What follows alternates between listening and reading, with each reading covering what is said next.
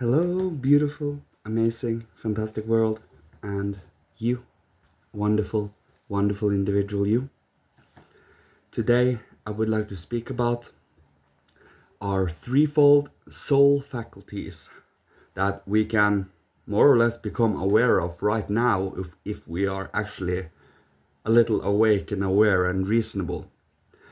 We do have our mind soul, our sentient soul, and our consciousness soul.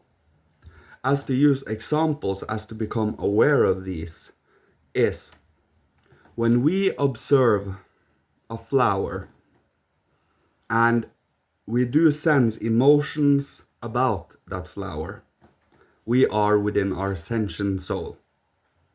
When we turn away from that flower and hold that flower as an image within our minds, observing, reflecting on its quality, its form, its colors, its shape, and so on, we are in the mind soul. When we decide to take this flower and give it to someone, we have become conscious, and through our will, we are in the consciousness soul. We do something with it consciously. We have come to that state, more or less. For when we, with our with our spirit, we are within these. We are the one working in these three bodies. They are soul qualities that our spirit are working with. It's kind of instruments, but at the same time it's alive. It's sublime in a sense, of course, to a certain extent. We do have still ways to go, as I always mention.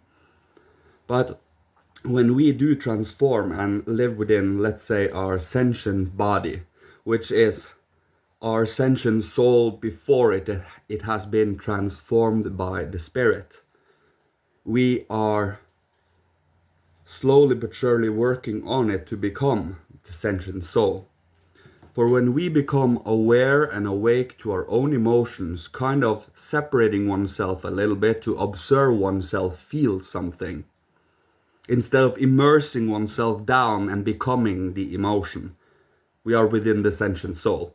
When we are down, immersed in our emotion, let's say we let ourselves rip, that is when we are in the sentient body. We are kind of become that emotion in a sense. And the difference is rather a lot. It's about becoming awake and aware to our own inner being and how we operate and how we can operate, both in freedom and also in necessity. It is both. We have been far too used to either or when it is both and. Both and is the threefold nature of humanity. And just as I said, we have three soul faculties alone in relation to thinking, feeling, and will. So the more we do become aware to first the concept, we need to have the building blocks, we need to have the knowing of what we have to work with. And then we can grasp onto these building blocks and start working with them, building something over time, building the temple. So the more we are within our own inner being, outwards, so that we can be dynamic with life, with others, with the divine, and so on, the more we are becoming aware of these inner faculties. The reason as to why we split up and put into different separate single concepts is so that we have many, many things to work with. For if we put everything into a group and a hodgepodge of concepts and misty mirages and just a cloud of concepts, we cannot maneuver. We cannot become conscious of it. And that is why we are taking this nebula, this nebulous vagueness, and making it into clear-cut concepts.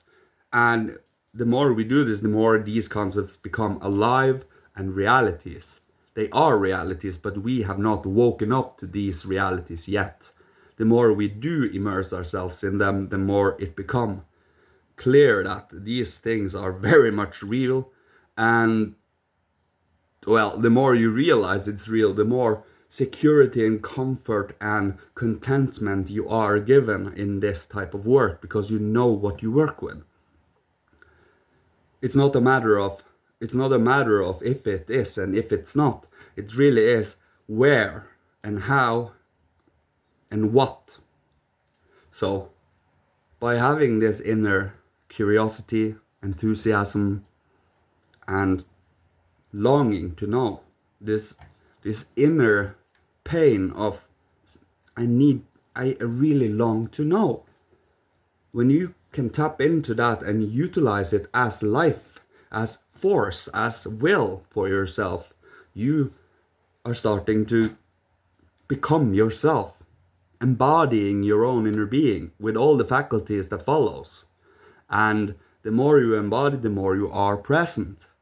And when you are present still, you can still go backwards in times through memory, or you can go forward through times through prophetic visions. But it is about grounding oneself here so that one knows where we are right now. And that is in relation to the threefold, past, present, future. And we also do work upon our physical body, etheric body, astral body with our ego.